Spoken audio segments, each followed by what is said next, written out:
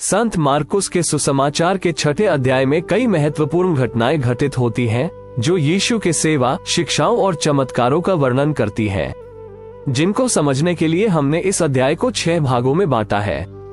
पहला भाग, यीशु का अपने गृहनगर में अस्वीकृति। यीशु अपने गृहनगर नासरत लौटते हैं और वहां के लोगों को सिखाते हैं। हालांकि नासरत के लोग उसे पहचानने के बावजूद उसकी शिक्षाओं को मानने से इनकार करते हैं। वे उसे सिर्फ एक बढ़ई का बेटा मानते हैं। इस घटना से यह स्पष्ट होता है कि कभी कभी अपने घर और प्रियजन ही सच्चाई को पहचानने में असमर्थ होते हैं। दूसरा भाग, 12 शिष्यों की सेवा के लिए भेजना। यीशु अपने 12 शिष्यों को 2-2 करके गांवों में प्रचार करने के लिए भेजते हैं।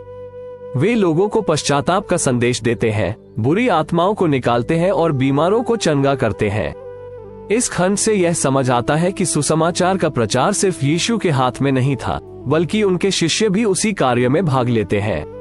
तीसरा भाग, यूहन्ना बपतिस्मा की मृत्यु। यूहन्ना बपतिस्मा देने वाले को हेरोद ने कैद किया था और बाद में उसे मार डाला।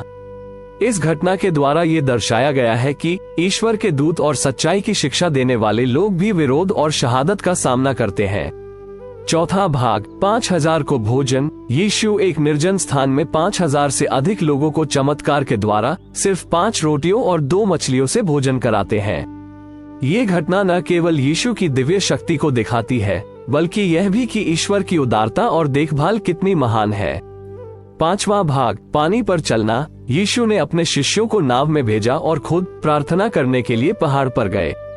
रात में जब शिष्य झील में संघर्ष कर रहे थे, यीशु ने पानी पर चलकर उनके पास पहुंचे।